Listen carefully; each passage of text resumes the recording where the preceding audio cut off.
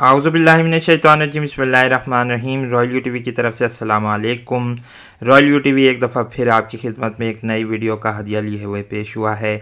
आज की वीडियो में हम एक दफ़ा फिर आर्मीनिया और अज़रबैजान की जंग के मुतालिक बातचीत करेंगे। कुर्ब क़यामत की अहादीस के हवाले से और हज़रत इमाम मेहदी अलैहिस्सलाम की आमद के हवाले से कुछ तफसील बयान की जाएगी। इसके अलावा आखिर में ताइवान के मसले पर हम थोड़ी बहुत बातचीत एक दफ़ा फिर करेंगे। आप लोगों से गुजारिश है कि हमारे चैनल को सब्सक्राइब करने के साथ साथ बेल आइकन को भी हिट करें ताकि आप लोगों को हमारी वीडियोस के मुतालिक नोटिफिकेशंस मिल सकें।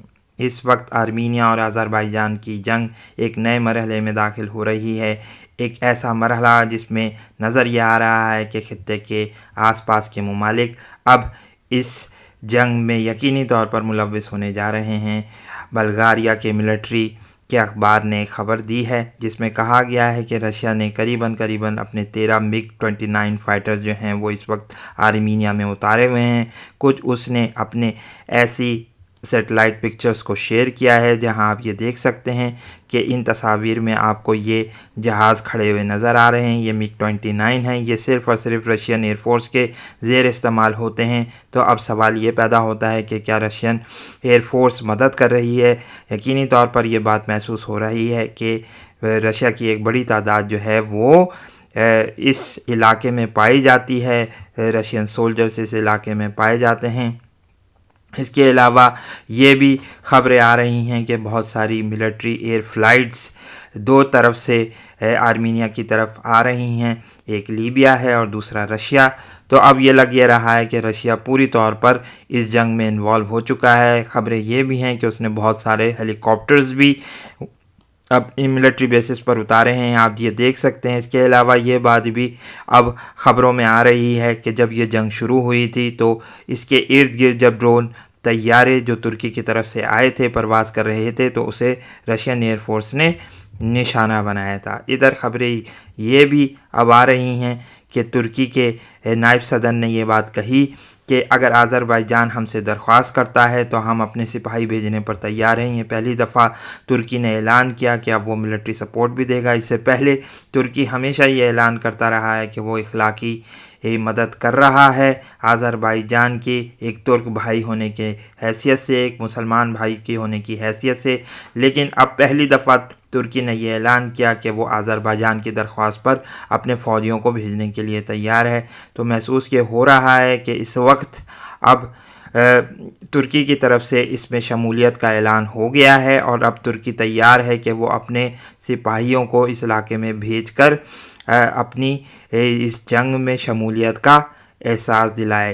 तो अब ये लग रहा है कि आहिस्ता आहिस्ता ये जंग आहिस्ता आहिस्ता महसूस ये हो रहा है कि वो मिडल ईस्ट की जो जंग है वो यहाँ तक फैल रही है। इधर तुर्की ने ये इल्ज़ाम भी आयद किया, अज़रबैजान ने भी यह इल्ज़ाम आयद किया है कि बैलिस्टिक मिज़ाइल्स के ज़रिए आर्मीनिया इस इलाके के लोगों को निशाना बना रहा है। अभी जैसे हमने थोड़े ही दिनों पहले अपनी वीडियो में आपके साथ ये ख़बर शेयर करी थी कि गंजा नामी शहर पर जो अज़रबैजान का दूसरा बड़ा शहर है वहाँ पर इन लोगों ने मिज़ाइलों से हमला किया और कई बड़ी तादाद में हलाकतें हुईं।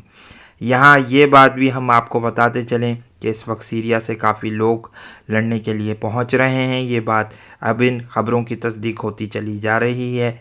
इसके अलावा हम ये बात भी पहले आपको बता चुके हैं कि आर्मीनिया के बहुत सारे लोग जो लबनान में बसे हुए हैं वो लोग भी पहुँचे हैं। इसके अलावा कुर्द भी इस जंग में शिरकत के ख्वाह हैं। वो भी ये महसूस हो रहा है कि आहिस्ता आहिस्ता इस जंग में इन्वॉल्व हो रहे हैं। जंग बड़े पैमाने पर अब अपने कारफरमाइयाँ दिखा रही है। इसकी जो हदूद हैं वो सरहदों से बाहर फैल रही हैं और रशिया अब चाहता है कि हकीकी तौर पर वो इस जंग में शमूलियत इख्तियार करके तुर्की के ख़िलाफ़ आ जाए। तो देखते हैं सूरत हाल किस तरफ जाएगी। अब अगर खिताबुल फितन के हवाले से बात की जाए, इमाम नुएम बिन हम्माद ने मुरतब करदा अहादीस की रोशनी में कुछ हम वजाहत की बात करेंगे। इसके अलावा फिर हम मिशकात शरीफ में अगर आएंगे दोबारा और सुनन अबू दाऊद की उन अहादीस का ज़िक्र करेंगे जिनमें हज़रत इमाम मेहदी अलैहिस्सलाम की आमद का ज़िक्र हुआ है। आइए इस हदीस को पढ़ते हैं। ये पेज नंबर 127 हदीस नंबर 604 हज़रत अब्दुल्ला बिन मसूद रज़ी अल्लाह ताला अन्हु से रिवायत है कि तुर्क और बहरे कैस्पियन के रहने वाले तंग आँखों वाले जज़ीरा अरब और आज़रबाईजान पर गालिब आ जाएंगे। यहाँ ये मुराद इस वक्त कुछ नादान लोग जो यूट्यूब पर अपनी वीडियोस फैला रहे हैं वो इन तुर्कों से मुराद ये ले रहे हैं कि शायद ये इनका ताल्लुक़ तुर्की से है, जबकि ये बात सरासर तारीख़ी तौर पर देखा जाए तो गलत है। अहादीस का जो भी लोग इल्म रखते हैं, जो पढ़ते हैं अहादीस को और जो अमीक मुताला करते हैं और गहरा तज्ज़िया करते हैं, उनके नज़दीक ये बात हकीकी तौर पर अगर देखा जाए तो ये तुर्कों का जो लफ्ज़ इस्तेमाल किया गया है ये चाइनीज़ और रशियंस के लिए हो सकता है, क्योंकि वजाहत के साथ ये बात कही गई कि तंग आँखों वाले और छोटी आँखों वाले जो हैं वो चाइनीज़ और या रशियंस ही हो सकते हैं। आइए मज़ीद पढ़ते हैं। जबकि रोमी अमक और इसके मुज़ाफ़ात पर यानी अम्माक के इलाके पर आप ये बात जानते हैं कि रशियंस जो हैं वो इस वक्त शाम में लैंड कर चुके हैं, उनका अम्माक के इलाके पर कब्ज़ा है। अम्माक का एरिया सीरिया के इलाके में पाया जाता है, मौजूदा सीरिया जो कहलाता है उसमें पाया जाता है। तो यहाँ से ये मुराद ली जा सकती है कि रशियंस जो हैं वो इस इलाके पर अब काबिज़ हो चुके हैं। इस वक्त अहले कंसरीन में से कबीला कैस का एक शख्स रोमियों से जंग करेगा। यहाँ पर हम ये बात आपको बताते चलें कि कंसरीन का इलाका शाम में ही आबाद किया गया था। यहाँ अरब कबाइल आकर आबाद हुए, ख़ास तौर पर कबीला कैस के लोग। कबीला कैस एक पुराना कबीला अरब के कबाइल में से है और आज भी इन कबाइल के लोग शाम के शुमाली हिस्से में आबाद हैं। तो इन्हीं में से कोई शख्स जो है वो रोमियों से जंग करेगा, कोई भी शख्स हो सकता है इसमें, तो ये बात है। जबकि इराक़ में सुफियानी अहले मशरिक़ से बरसरे पैकार होगा। हालिया दिनों में ये बात बड़ी दिलचस्प आपको हम बताते चलें कि इराक़ में इस वक्त अब तुर्कों और वहाँ के मुकामी लोगों के दरमियान लड़ाई का खदशा पैदा हो चुका है। ऐसा भी ये लग रहा है कि शिया हज़रात से उनका क्लैश अब बढ़ता जा रहा है। ये पहली दफ़ा ऐसा हुआ है कि अहले तशी हज़रात के साथ जो है वो इराक़ी कुर्दों का मसला खड़ा हुआ है। जब से इराक़ पर अमेरिका ने हमला किया उस वक्त से लेकर आज तक कभी भी ऐसा नहीं हुआ था कि शियाओं और कुर्दों के दरमियान जो है कोई बड़ा झगड़ा नमूदार हुआ हो, लेकिन अब ये लग रहा है कि ऐसी इन्वॉल्वमेंट हो सकती है। तो महसूस ये हो रहा है कि आहिस्ता आहिस्ता बशारुल असद के इराक़ में इन्वॉल्वमेंट के चांसेस बढ़ते जा रहे हैं और ये फिर हम ये बात भी इसको मुनत्तिज कर सकते हैं इस बात पर कि रशिया की बैकिंग के साथ सुफियानी यानी बशारुल असद इराक़ में अपनी फ़ौजें दाखिल कर सकता है ताकि इराक़ी शियाओं के ख़िलाफ़ भी कार्रवाई की जाए। तो ये बाजी पलट भी सकती है। अभी तक ये नज़र आता है कि तमाम के तमाम शिया हज़रात जो हैं इस मामले में यकसू नज़र आते हैं कि बशारुल असद की सपोर्ट की जाए, लेकिन बहुत सारे इनमें ऐसे भी लोग पाए जाते हैं, कुछ तादाद ऐसे भी लोगों की है जो ये कहते हैं कि बशारुल असद ठीक नहीं है, इसका ताल्लुक़ शिया हज़रात से नहीं है। तो वल्लाह आलम भी सवाब देखते हैं कि सिचुएशन किस तरफ पलटती है। अगर इराक़ी शियाओं और बशारुल असद के दरमियान कोई लड़ाई होती है तो फिर यकीनी तौर पर ईरान पर बड़ा प्रेशर आएगा कि वो इस मामले में बशारुल असद की सपोर्ट पर नज़र सानी करे और हम उम्मीद करते हैं कि ईरानी क़यादत इस बारे में ज़रूर गौर करेगी। आइए पढ़ते हैं। हर एक हिस्सा दुश्मन से जंग में मसरूफ़ होगा। जब सुफियानी उनसे 40 रोज़ तक जंग कर चुकेगा, उसे कोई कमक ना पहुँचेगी तो वो रोमियों से इस बात पर सुलह कर लेगा कि फ़रीक़ैन में से किसी को कुछ अदा ना करेगा। यकीनी तौर पर देखते हैं कि सूरत हाल क्या बनती है। हमें ये महसूस होता है कि बशारुल असद जो है वो इसके पीछे बड़े पैमाने पर ईसाइयों की इसको सपोर्ट हासिल होगी। और इधर जबकि हम ये बात भी पहले भी अपनी वीडियोस में तज्ज़िये के साथ पेश कर चुके हैं कि आज़रबाईजान और आर्मीनिया की जंग अब जज़ीरे के इलाके तक फैलती हुई नज़र आ रही है। जज़ीरे का इलाका तो मौजूदा तुर्की, शाम और इराक़ के इलाकों पर फैला हुआ है। जो दजला और फ़रात के दरमियान का इलाका है उसको जज़ीरे का इलाका हम कहते हैं। आइए हम वॉल्यूम 3 मिशकात शरीफ की तरफ आते हैं, जहाँ सुनन अबू दाऊद की हदीस मशहूर व मारूफ हदीस को हम पढ़ते हैं। हदीस नंबर 5220 हज़रत उम्मे सलमा रज़ी अल्लाह ताला अन्हा कहती हैं कि रसूलुल्लाह सल्लल्लाहु अलैहि वसल्लम ने फरमाया है, एक खलीफा बादशाह के मनने पर इख्तलाफ वाक़ होगा, फिर एक शख्स मदीना से निकलेगा और मक्का की तरफ भाग जाएगा। मक्का के लोग इसके पास आएंगे और इसको घर से बाहर निकाल कर लाएंगे और हजर अस्वद और मुकाम इब्राहीम के दरमियान इसके हाथ पर बैत करके इसको अपना खलीफा बना लेंगे, हालांकि वो शख्स इससे नाखुश होगा। ये शख्स इमाम मेहदी होंगे। यानी हम इसके मुतालिक तशरीहात में बयान कर चुके हैं पहले भी कि उनको निकाल نکال کے لائیں گے، ان کو پہچانیں گے اور ان کے ہاتھ پر بیعت کریں گے، اور پھر تمام کے تمام لوگ متفق ہو جائیں گے کہ یہی حضرت امام مہدی علیہ السلام ہیں جن کا ہم سے وعدہ کیا گیا ہے۔ پھر شام کے بادشاہ کی طرف سے اس کے مقابلے کے لیے ایک لشکر بھیجا جائے گا، جس کو مدینہ و مکہ کے درمیان مقام بیدا پر زمین میں دھسا دیا جائے گا۔ یعنی ایک لشکر آئے گا شام کی طرف سے، اس میں بہت سارے لوگ انوالومنٹ ہو سکتی ہے، شام کے لوگ بھی ہو سکتے ہیں، اپر شام کے لوگ ہو سکتے ہیں، بشار الاسد کے لوگ ہو سکتے ہیں، اس کے علاوہ مصر کے لوگ بھی اس میں انوالومنٹ ہو سکتی ہے، سیسی کی فوجوں کی، اور رشینز جو ہیں وہ اس میں شامل ہوں گے۔ ایرانی لشکر کے متعلق کچھ کہا نہیں جا سکتا، دیکھتے ہیں کہ صورتحال کس طرف پلٹتی ہے۔ اللہ تعالیٰ ان لوگوں کو ہدایت بخشے، ہم یہی دعا کر سکتے ہیں۔ جب لوگوں کو خبر پہنچے گی اور یہ حال معلوم ہوگا تو شام کے ابدال اور عراق کے بہت سے لوگ اس کی خدمت میں حاضر ہوں گے اور اس کے ہاتھ پر بیعت کریں گے۔ اب یہی بات محسوس ہوتی ہے کہ شام کے ابدال اور عراق کے بہت سارے لوگ جو ہیں وہ آئیں گے اور پہچانیں گے کہ یہی حضرت امام مہدی علیہ السلام ہیں۔ پھر قریش میں سے ایک اور شخص پیدا ہوگا جس کی ننیال قبیلہ کلب میں ہوگی، یہ شخص بھی اس شخص کے خلاف لشکر بھیجے گا اور اس لشکر پر امام کا لشکر غالب آئے گا، اور یہ فتنہ لشکر کلب کا فتنہ ہے۔ امام لوگوں کے درمیان اپنے پیغمبر محمد صلی اللہ علیہ وسلم کے احکام کے مطابق عمل کریں گے اور اسلام اپنی گردن زمین پر رکھے گا، یعنی قائم و استوار ہو جائے گا۔ امام 7 برس تک قائم رہیں گے اور پھر وفات پا جائیں گے اور ان کے جنازے پر مسلمان نماز پڑھیں گے۔ آئیے دوسری حدیث کو پڑھتے ہیں۔ اس میں کیا لکھا ہوا ہے؟ مشکات شریف والیوم 3 حدیث نمبر 5221۔ حضرت ابو سعید رضی اللہ تعالیٰ عنہ کہتے ہیں کہ رسول اللہ صلی اللہ علیہ وسلم نے فرمایا کہ ایک بلا کا ذکر کیا جو اس امت پر نازل ہوگی، یہاں تک کہ کوئی شخص اس بلا سے پناہ حاصل کرنے کی جگہ نہ پائے گا، اور کوئی پاسبلٹی ہے کہ اس کا تعلق جو ہے وہ کووڈ-19 سے ہو، کرونا وائرس سے ہو۔ پھر خداوند تعالیٰ ایک شخص کو معمور فرمائے گا جو میری اطرت اور میرے خاندان میں سے ہوگا، یعنی حضرت امام مہدی علیہ السلام کا تعلق رسول اللہ صلی اللہ علیہ وسلم کے خانوادے سے ہوگا۔ دیگر احادیث میں یہ بیان کیا گیا ہے کہ حضرت امام حسن رضی اللہ تعالیٰ عنہ کے خانوادے سے ان کا تعلق ہوگا۔ وہ زمین کو اسی طرح عدل و انصاف سے معمور کر دے گا جس طرح وہ ظلم و ستم سے بھری ہوئی ہوگی، اور اس سے زمین کے رہنے والے بھی خوش ہوں گے اور آسمان والے بھی اس کے عہد میں۔ اب یہاں پر اگر دیکھا جائے پوری دنیا میں اس وقت ٹربل نظر آ رہا ہے، کوئی دنیا کا ملک ایسا نہیں ہے جہاں پروٹیسٹ نہ ہو رہا ہو۔ حالیہ دنوں میں آپ کو نائجیریا کے متعلق خبریں آئیں، یہاں پر سولجرز نے بڑے تعداد میں جو ہے پروٹیسٹرز کو ہلاک کیا ہے۔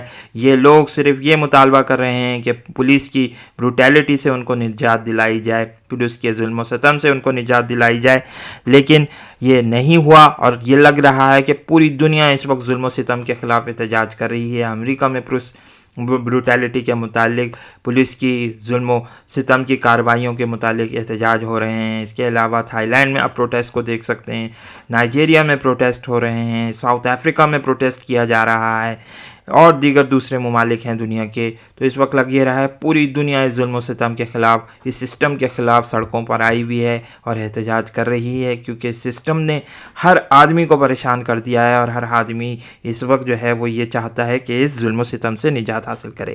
تو یہ بھی ایک جو ہے امام مہدی علیہ السلام کی آمد کے سلسلے میں ایک بہت بڑی نشانی ہمیں ملتی ہے۔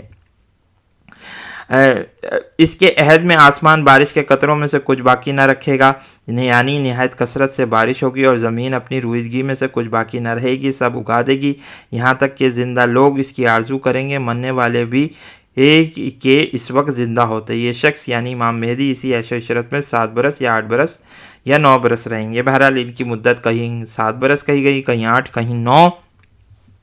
اور دیکھا جائے تو کلائمیٹ چینج کی وجہ سے دنیا بھر میں اب بارشوں کا زیادہ ہونا شروع ہو گیا ہے۔ بہت سارے علاقے ایسے بھی ہیں، خاص طور پر ہمارے تھر کا علاقہ، کچھ کا علاقہ، جہاں بارشیں نہیں ہوتی تھیں، اب ماشاءاللہ سے وہاں پر بارشیں شروع ہو گئی ہیں، اور بڑے پیمانے پر کلائمیٹ چینج کی وجہ سے کچھ جو ہے آپ یہ دیکھ سکتے ہیں کہ سبزہ اگ رہا ہے اور فصلیں بھی بہتر ہو رہی ہیں۔ یہی حال ہمیں عرب کے جزیرہ عرب کے علاقے میں بھی نظر آتا ہے۔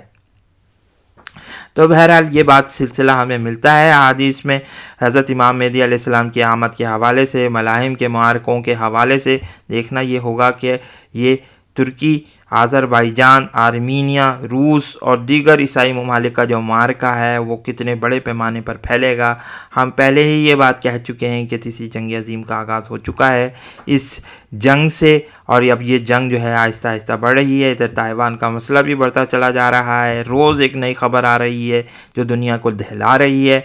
इस वक्त ये ऐलान किया गया स्टेट डिपार्टमेंट ने कि तकरीबन 1.8 बिलियन डॉलर की जो आर्म सेल है वो ताइवान को की जाएगी। ये आप देख सकते हैं अखबारात में ये खबर दे रहे हैं, जापान टाइम्स ये खबर देता है, जहां पर ये वो बात कर रहा है कि स्टेट डिपार्टमेंट ने मंजूर कर लिया है, ये ऐलान किया है और सदर ट्रंप अब इन हथियारों को हवाले करेंगे ताइवान के। इन हथियारों में बड़ी तादाद में वो रॉकेट्स हैं, वो लार्ज गाइडेड मिसाइल्स हैं जो काफ़ी बड़े पैमाने पर जो है दूर मार मिसाइल समझे जाते हैं और ये बड़े पैमाने पर दुश्मन को नुकसान पहुंचा सकते हैं। इसमें 135 slam extended range land attack missiles हैं जो बोइंग की कंपनी ने बनाए हैं। तकरीबन इनकी मालियत 1 बिलियन के करीब बताई जाती है। इसके अलावा 436 मिलियन के वो हिमार मोबाइल आर्टिलरी रॉकेट सिस्टम हैं जिसे लॉकहीड मार्टिन कंपनी ने बनाया है।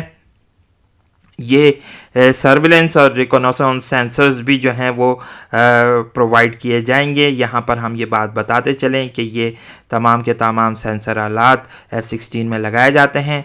इसके अलावा आपको ये बात भी बताते चलें कि कुछ थोड़े ही अरसे पहले करीबन 66 के करीब 66 F-16 की बात की गई जो कि ब्लॉक 70 एयरक्राफ्ट हैं। ये भी अब थोड़ी ही अरसे में जो है अमेरिका हवाले कर देगा।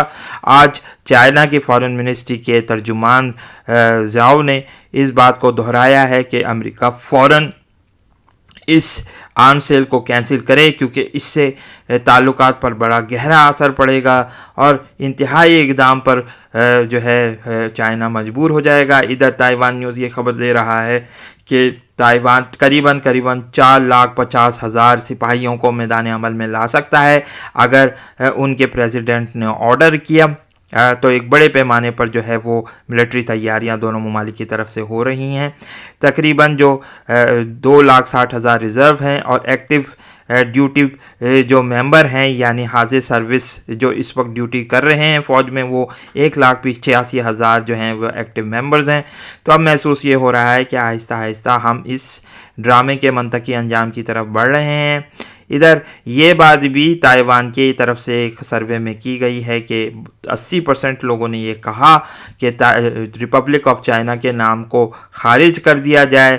ROC का जो बात कही जाती है ताइवान की तरफ से और सिर्फ ताइवान का नाम इस्तेमाल किया जाए क्योंकि चाइना अब जो है वो शायद हम पर कोई इंतहाई इक़दाम करने वाला है। तमाम के तमाम ताइवान के लोग ये उम्मीद रखते हैं कि अमेरिका उनकी मदद को आएगा।